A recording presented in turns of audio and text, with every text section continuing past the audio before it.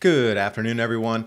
Life's about to get expensive for everyone. U.S. firms urge White House, don't sanction Russia on uranium. We need it for power. Commodities traders figuring out how they're going to fill orders with Russia isolated, shortages everywhere. 95% oil industry collapse in Russia. How many banks are intertwined with this oil and gas industry? There's going to be so many knock-on effects. Look at the lines forming as gas prices rising in Canada, where your heating budget's going to break your bank. Well, you can't get to the bank. Sorry, delayed online transactions. Credit Suisse hiding that a third of defaults were because of sanctions last time. What do you think is going to happen more to the intertwined global economy? Oh, wait, can't ship anything. Maersk halts all container shipping to and from Russia. Most important trading partners of Russia. These are the countries that are going to have the biggest economic decline. And inflation, Germany, France, Italy, Spain, already excruciating. And this is just a percentage of what is inbound. Are you ready?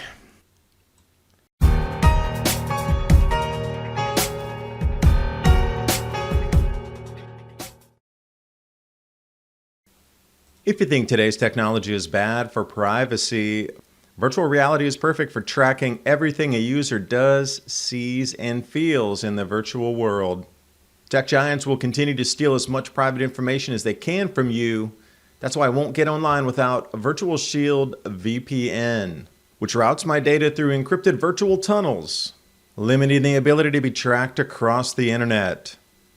You can head over to virtualshield.com, and in the download tab, I'm going to choose Firefox. And click Install Now to add the Virtual Shield add-on. It's just that easy. And get started with your free 30-day trial. Install it, click Connect. You'll see the shield turn from red to green. And you'll see how from my initial service provider, I was able to even change my IP. Virtual Shield Network protected. Virtual Shield is offering 50% off plus a free 30-day trial for all new customers today. Go to virtualshield.com/adapt2030. And now on with the video. Look for these nations to take precedence in the next 2 weeks. You're going to see these names all over the headlines as commodities traders trying to find second workarounds from Russian disruptions, from the wheat to the corn to the oil to the gas to the minerals to the aluminum to the nickel. But oil will be first, so I would imagine Angola and Nigeria, Algeria as well will be in the news, the top three there. They have the most to export. It's all about the energy. I'll talk about food in the next video, but U.S. energy firms urging White House not to sanction Russian uranium. Why not? Oh, we need it for electrical production. I didn't know this fact. Nearly half of the material powering American facilities comes from Russia. Kazakhstan, ding, ding, ding, ding. Remember a couple months ago, Kazakhstan hit in the headlines. Oh, wait, they have 10 million tons of available grain supply as well. But that's definitely not related to anything, the food and the energy. In Ukraine, breadbasket of Europe.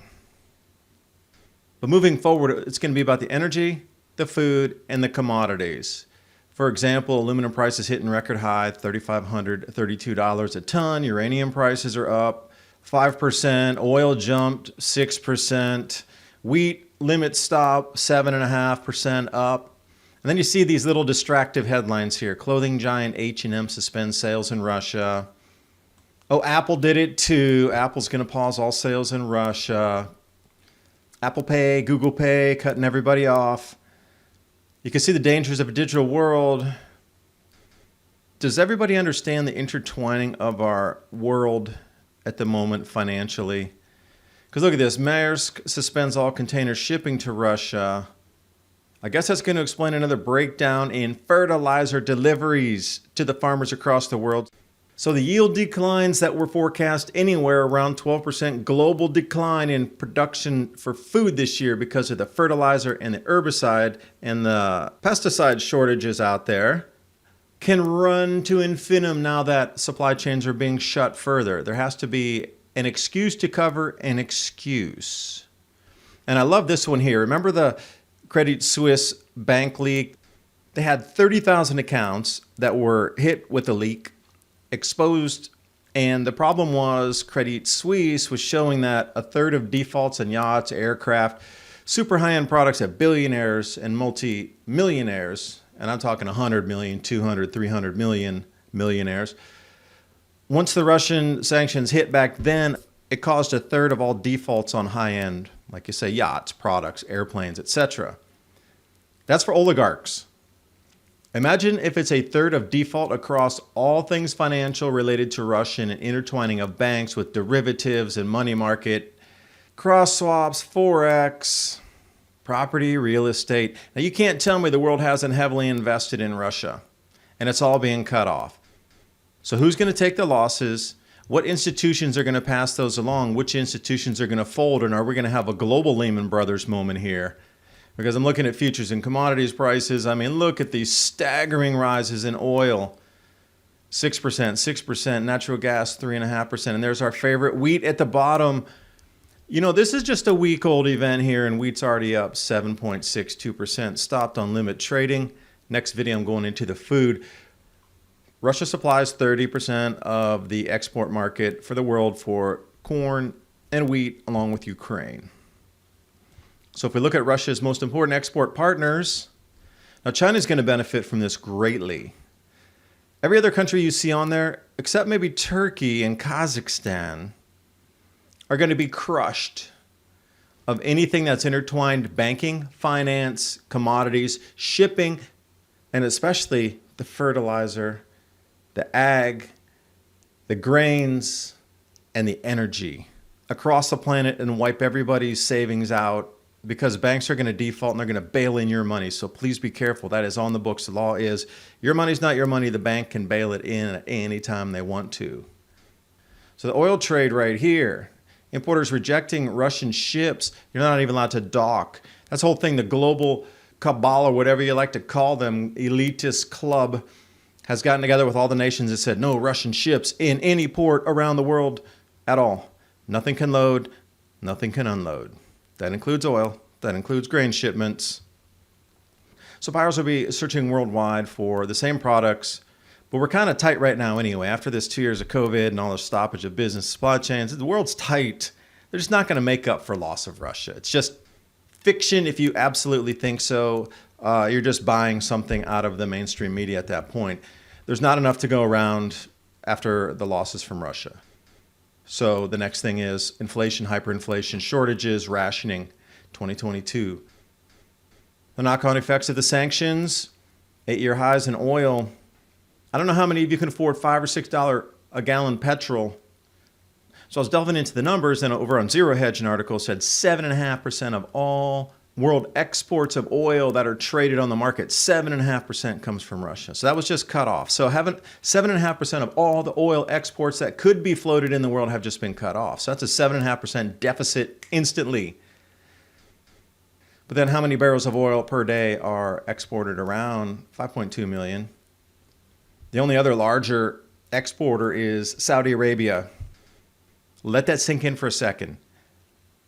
The second largest exporter in the entire planet is just cut off down to 0. And you think that that's not going to affect you at all. It's a great way to reset the full economy and bring us into a cryptocurrency, central bank digital currency, digital ID world for the fourth industrial revolution, but this is the only way it can really be done in. Defenses were weakened with the COVID. Now we're looking at a full global collapse here in the economy. Natural gas futures spike.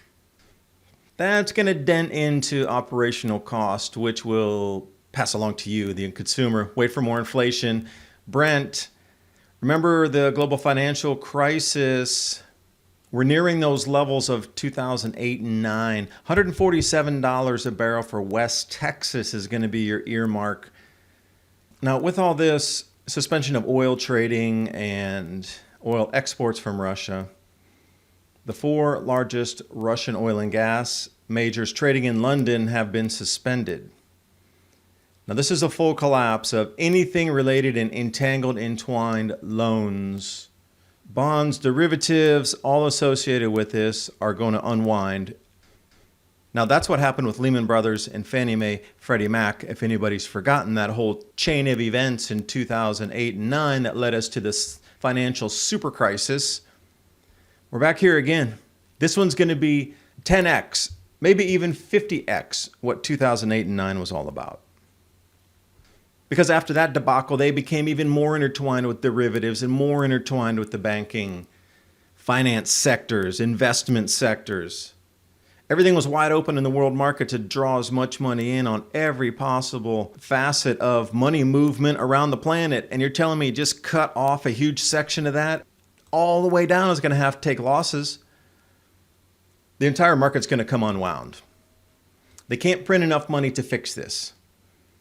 And then, inflation in America, inflation in Canada, inflation's talk, it's water cooler talk, but here we are, price pressure. We got some numbers coming out of Bloomberg here. Germany, France, Italy, and Spain. What's that? Oh, it's going to scream way above 8%. Now, if you go to shadow stats, it's already 15%, but these are the official numbers. So you can see where it's going to go from there. And with all this talk of oil embargoes, Canada, already look at those lines that's on the left side stretching out, Costco. Gas station now, food aisles, 2 weeks or less. People are starting to grapple and understand what happened with oil. But the food will be the next thing to be understood, along with the banking. Oh, wait. Sorry, incoming payments are delayed at the moment. This is in the UK, not Russian banks. So see, there's backlashes happening already. Funds are being frozen across the planet, and other nations that have obligations for payment and debt due that they can't settle on. And Russia declared bankruptcy for Nord Stream 2, so, we can't pay, sorry. So they're going to do that continuously on every note, every debt due, every due date. From now on, Russia's going to claim, we're bankrupt, sorry. Where does that take the rest of the planet? 65 steps down, split out into derivatives, into the quadrillions of dollars that are going to come unwound and need to find their way back home again. And fractional reserving, are you kidding me? How much money is being wiped out? You think those banks can keep their balance sheets and reserve ratios in check during this time? I know they can't. That's why Credit Suisse was so secretive about how much money they lost with the Russian sanctions with oligarchs. Because this is coming to me and you, mom and pop. But here's where it's going to hurt most. Heating budgets. We should just say electrical in general and just energy in general now. Taking a step forward. Statista, they put out great charts. High share of residents unable to properly heat their homes because it costs too much money. And they were already struggling. Bulgaria, Lithuania, Cyprus, Portugal, Greece, Spain, Romania, and Germany. Now, wait a minute. Did I see Germany, Spain, Italy, and France on that runaway inflation chart? You think this is going to help at all? And how many defaults will there be on the home level moving forward through the next 2 months? I'm not sure. I'm putting the question out there. If you have any idea, please leave it in the comment box below. And I do thank you for watching. I put all the links for tonight's stories, graphs, and images so you can chase it down, do your own research, which I encourage. Don't listen to me. I'm presenting a few slides and facts to you. It's up to you to do your own research. Chase down your own leads, and I'll give you the breadcrumbs you can start, but then from there, you need to do your own research for what is right for you moving through these times. I talk about this in-depth 30-minute segments, mini Ice Age conversations. We're actually moving worlds at the moment. Cryptocurrency is inbound, central bank digital currency, but the old system needs to go to zero so you can build on top a new system. This is the beginning. Buckle up. Gold, silver, food supplies, and the whole gamut of SHTF, and you should be fine. Ish, if you have a community. But if you don't have food stores, long-term food storage, a must. Seeds also a must. You're going to have to grow your own food. But if you want to start with the storable foods, my Patriot Supply and Adapt 2030, the 3-month emergency food supply, 25-year shelf life. You can use that in addition to what you're growing or finding as we're coming into the summertime here. But this transition period from now until we get to the summer, tumultuous. After the harvest, we're probably going to have to pull out one of the verses in Revelation. I do thank you for watching. Hope you got something out of the video. It is way past time to get ready for these changes. It's here, it's now. You must be in motion in any way, shape, or form that you can. because there's no going back, and this is truly it. The COVID was a practice run. This is the real deal. I wish you the best of luck in your preparations.